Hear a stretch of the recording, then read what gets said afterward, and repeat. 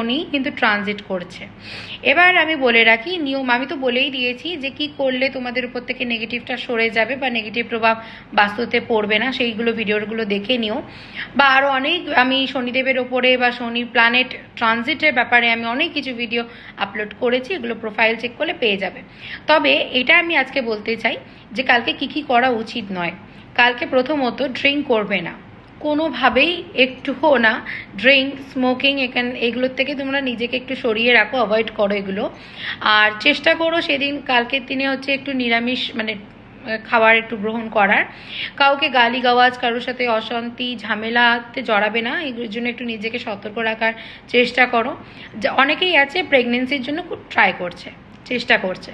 কালকের দিনে চেষ্টা করো একটু স্বামী স্ত্রীর মধ্যে ডিস্টেন্স রাখার, মানে মেলামেশা করবে না আর কি। প্রেগনেন্সির জন্য কালকের প্ল্যানিংটা বন্ধ রাখতে হবে, ঠিক আছে? কারণ কি হচ্ছে, যেহেতু প্ল্যানেট ট্রানজিট চলছে, গ্রহণ এক তো, তারপর শনি অমাবস্যা, তো দিনটা শুভ নয়।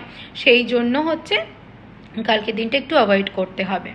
কালকে কিন্তু অবশ্যই একটু চেষ্টা করো বাড়িতে পুজো পাঠ করার, ভালো করে সুন্দর করে হনুমানজির নাম গান করো, কীর্তন করো, হনুমান চালিসা জপ করো, শনিদেবের মন্দিরে গিয়ে পুজো করতে পারো, এগুলো করো।